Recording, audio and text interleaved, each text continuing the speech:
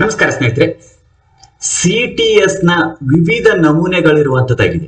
ಖಜಾನೆಯಲ್ಲಿ ಪಾವತಿಯ ಬಿಲ್ಲುಗಳನ್ನು ಬಳಸುವಂತ ಸಂದರ್ಭದಲ್ಲಿ ವಿವಿಧ ರೀತಿಯಾಗಿರುವಂತಹ ಸಿಟಿಎಸ್ ನಮೂನೆಗಳನ್ನ ಬಳಸುವಂತದ್ದಾಗಿರ್ತದೆ. ಸಿಟಿಎಸ್ 1, ಸಿಟಿಎಸ್ 2, ಸಿಟಿಎಸ್ 5, ಸಿಟಿಎಸ್ 6 ಹೀಗೆ ವಿವಿಧ ರೀತಿಯಾಗಿರುವಂತಹ ಸಿಟಿಎಸ್ ನಮೂನೆಗಳು ಬಳಸುವಂತದ್ದಾಗಿದೆ.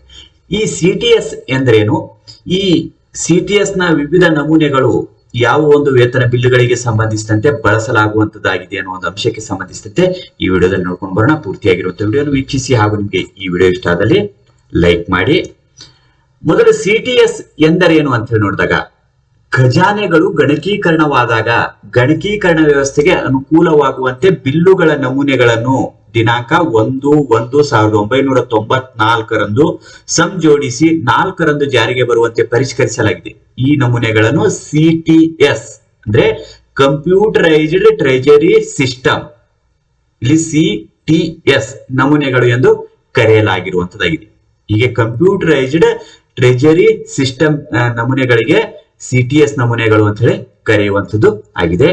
ಇನ್ನು ಸಿಟಿಎಸ್ ನಲ್ಲಿ ಎಷ್ಟು ವಿಧಗಳಿವೆ ಅನ್ನೋ ಒಂದು ಅಂಶಕ್ಕೆ ಸಂಬಂಧಿಸಿದಂತೆ ನೋಡಿದಾಗ, ಪ್ರಾರಂಭದಲ್ಲಿ 9 ವಿಧಗಳು ಇರುವಂತದ್ದಾಗಿದೆ. ಪತ್ರಾಂಕಿತ ಅಧಿಕಾರಿಗಳ ಕ್ಲೈಮ್ಗಳಿಗಾಗಿ ನಿಗದಿಪಡಿಸಿದ ಸಿಟಿಎಸ್ 3 ಮತ್ತು ಇದು ವೇತನ ಬಿಲ್ ಆಗಿರುವಂತದ್ದು, ಹಾಗೂ ಸಿಟಿಎಸ್ 4 ಪ್ರಯಾಣ ಭತ್ಯೆ ಬಿಲ್ ಆಗಿರುವಂತದ್ದು. ಈ ನಮೂನೆಗಳು ನಿಷ್ಕ್ರಿಯಗೊಂಡ ನಂತರ ಹೊಸ ಸೇರ್ಪಡೆಯೊಂದಿಗೆ ಪ್ರಸ್ತುತ 11 ಸಿಟಿಎಸ್ ನಮೂನೆಗಳು ಇರುವಂತದ್ದಾಗಿದೆ. ಪ್ರಸ್ತುತ ಇರುವಂತದ್ದು 11 ಸಿಟಿಎಸ್ ನಮೂನೆಗಳಿರುವಂತದ್ದು. ಈ ಹಿಂದೆ 9 ಇರುವಂತದ್ದಾಗಿತ್ತು. ಹೀಗೆ ಕಾಲ ಕಾಲಕ್ಕೆ ಬದಲಾವಣೆ ಸಹ ಆಗುವಂತದ್ದಾಗಿರ್ತದೆ. ಸಿಟಿಎಸ್ 3 ಅಂದ್ರೆ ಸಿಟಿಎಸ್ 3 ಇರುವಂತದ್ದು ಯಾವುದು? ವೇತನ ಬಿಲ್ಲು ಇರುವಂತದ್ದು ಆಗಿರುವಂತದ್ದಾಗಿತ್ತು. ಇನ್ನು ಸಿಟಿಎಸ್ 4 ಏನಿರುವಂತದ್ದು ಪ್ರಯಾಣ ಭತ್ಯೆ ಬಿಲ್ಲು ಆಗಿರುವಂತದ್ದು. ಈ 2 ಸಿಟಿಎಸ್ ಗಳನ್ನ ನಿಷ್ಕ್ರಿಯಗೊಳಿಸಿದ ನಂತರ ಈಗ ಪ್ರಸ್ತುತ ಇರುವಂತದ್ದು 11 ಸಿಟಿಎಸ್ ಗಳು ಇರುವಂತದ್ದು ಆಗಿದೆ. ಈ ಒಂದು 11 ಸಿಟಿಎಸ್ ಗಳಿಗೆ ಸಂಬಂಧಿಸಿದಂತೆ ನಾವು ನೋಡಿದಾಗ, ಸಿಟಿಎಸ್ 1, ಈ ಸಿಟಿಎಸ್ 1 ಇರುವಂತದ್ದು KFC 24 ವೇತನ ಬಿಲ್ಲು ಪೇ ಬಿಲ್ಗೆ ಸಂಬಂಧಿಸಿದಂತೆ ನಮೂನೆಗಳನ್ನು ಒಳಗೊಂಡಿರುವಂತದ್ದು ಈ ಸಿಟಿಎಸ್ 1 ಆಗಿರುವಂತದ್ದಾಗಿದೆ. ಇನ್ನು ಸಿಟಿಎಸ್ 2 KFC 29 ಆಗಿರುವಂತದ್ದು, ಇದು ಪ್ರಯಾಣ ಭತ್ಯೆ ಬಿಲ್ಲು TA ಬಿಲ್ ಆಗಿರುವಂತಹ ನಮೂನೆಯ ವಿವರಣೆಗಳಿರುವಂತದ್ದು ಆಗಿದೆ. ಇನ್ನು ಸಿಟಿಎಸ್ 5 ನೋಡಿದಾಗ MCE 4 ಸರ್ವ್ ಇವರ ಸಾದಿಲ್ವಾರು ಬಿಲ್ಲು DC ಬಿಲ್ ಇರುವಂತದ್ದು ಆಗಿದೆ.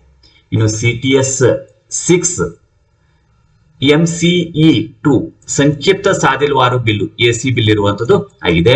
ಇನ್ನು ಸಿಟಿಎಸ್ 7 GPF 6 ಭವಿಷ್ಯ ನಿಧಿ ಹಿಂತೆಗೆತಗಳು GPF ಬಿಲ್ಗೆ ಸಂಬಂಧಿಸಿರುವಂತಹ ವಿವರಣೆಗಳಿರುವಂತದ್ದಾಗಿದೆ. ಇನ್ನು ಸಿಟಿಎಸ್ 8 KFC 3 ಇರುವಂತದ್ದು ಸ್ವೀಕೃತನ ರಸೀದಿ ಪೇಜ್ ರಿಸಿಪ್ಟ್ ಇರುವಂತದ್ದು ಆಗಿದೆ.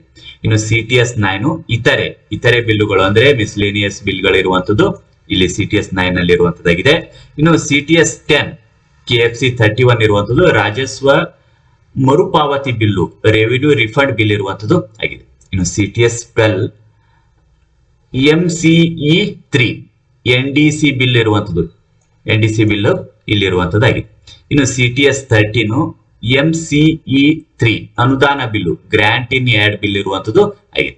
ಇನ್ನು ಸಿಟಿಎಸ್ 13 ಇರುವಂತದ್ದು GIA 6 ಇರುವಂತದ್ದು ಖಾಸಗಿ ಶಿಕ್ಷಣ ಸಂಸ್ಥೆಗಳು ಪಾವತಿಸುವ ಸಹಾಯಾನುದಾನ ವೇತನ ಬಿಲ್ಲುಗಳು ಗ್ರಾಂಟ್ ಇನ್ ಆಡ್ ಪೇ ಬಿಲ್ ಇರುವಂತದ್ದು ಆಗಿದೆ.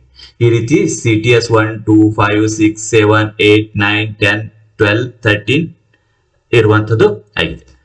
ಇನ್ನು ಈ ಒಂದು ಸಿಟಿಎಸ್ ಬಿಲ್ಗಳಿಗೆ ಸಂಬಂಧಿಸಿದಂತೆ ಸಿಟಿಎಸ್ 1 ಯಾವ ಒಂದು ಕ್ಲೈಮ್ಗಳನ್ನ ಮಾಡಲಾಗುವಂತದ್ದಾಗಿದೆ ಅಂತ ಹೇಳಿ ನೋಡಿದಾಗ, ಪತ್ರಾಂಕಿತ ಹಾಗೂ ಸಿಬ್ಬಂದಿಗಳ ವೇತನ ಭತ್ಯೆಗಳು, ಮುಂಗಡಗಳು, LTC, HTC, ವೈದ್ಯಕೀಯ ಮರು ವೆಚ್ಚ ಪಾವತಿ, ರಜೆ ನಗದೀಕರಣ, ಪ್ರಯಾಣ ಅನುದಾನ.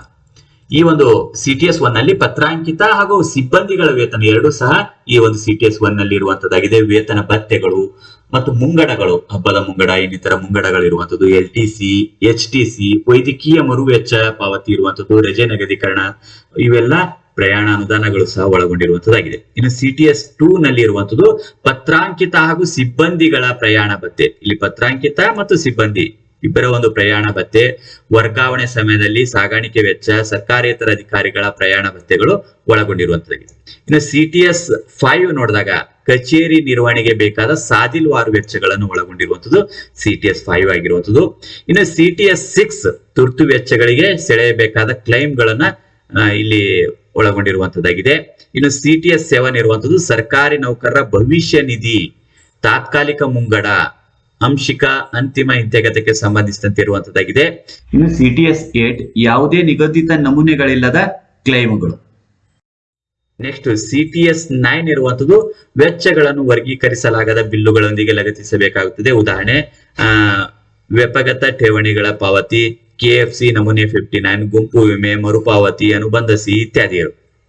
CTS-10 ಇರುವಂತದ್ದು ರಾಜಸ್ವ ಮರುಪಾವತಿಗಳಿಗೆ ಸಂಬಂಧಿಸಿದಂತೆ ಕ್ಲೈಮ್ಗಳಿರುವಂತದ್ದಾಗಿದೆ. ಇನ್ನು CTS-12 ಕ್ಲೈಮ್ ಇರುವಂತದ್ದು ಸೆಳೆಯಲಾದ ಪ್ರತಿಯೊಂದು ಸಂಕ್ಷಿಪ್ತ ಸಾದಿರುವಾರು ಬಿಲ್ಲಿನ ಪ್ರತಿಯಾಗಿ ಖಜಾನೆಗಳಿಗೆ ಸಲ್ಲಿಸುವ NDC ಬಿಲ್ಲುಗಳು ಇರುವಂತದ್ದು ಆಗಿದೆ. ಇನ್ನು CTS-13 ಖಾಸಗಿ ಸಂಸ್ಥೆಗಳು, ವ್ಯಕ್ತಿಗಳು, ಶಿಕ್ಷಣ ಸಂಸ್ಥೆಗಳು ಮುಂತಾದವುಗಳಿಗೆ ಪಾವತಿಸುವ ಸಹಾಯ ಅನುದಾನ ಬಿಲ್ಲುಗಳು. ಇನ್ನು CTS-13 ಅಲ್ಲಿ ಖಾಸಗಿ ಶಿಕ್ಷಣ ಸಂಸ್ಥೆಗಳು ಪಾವತಿಸುವ ಸಹಾಯ ಅನುದಾನ ವೇತನ ಬಿಲ್ಲುಗಳು ಇರುವಂತದ್ದು. ಈ ರೀತಿಯಾಗಿ ಈ ಒಂದು CTS ನ ಕ್ಲೈಮ್ಗಳು ಒಳಗೊಂಡಿರುವಂತದ್ದಾಗಿದೆ. ಈ ರೀತಿಯಾಗಿ ಖಜಾನೆಗೆ ಸಲ್ಲಿಸುವಂತಹ ಒಂದು CTS ನಮೂನೆಗಳಾಗಿರುವಂತದ್ದು. ಪ್ರಸ್ತುತ ಇರುವಂತಹ CTS ಗಳನ್ನ ನಾವು ಇಲ್ಲಿ ನೋಡ್ಕೊಂಡು ಬಂದಿರುವಂತದ್ದು. ಇವು ಕಾಲ ಕಾಲಕ್ಕೆ ಬದಲಾವಣೆಗಳಾದಲ್ಲಿ ಆ ಒಂದು ಬದಲಾವಣೆಗಳನ್ನು ನೋಡಿಕೊಂಡು ಒಂದು CTS ಗಳನ್ನ ಬಳಕೆ ಮಾಡಿಕೊಳ್ಬೇಕಾಗಿರುವಂತದ್ದಾಗಿದೆ. ಈ ವಿಡಿಯೋ ನಿಮಗೆ ಇಷ್ಟ ಆದಲ್ಲಿ ಲೈಕ್ ಮಾಡಿ. ಮತ್ತೆ ಭೇಟಿಯಾಗೋಣ. ಧನ್ಯವಾದ.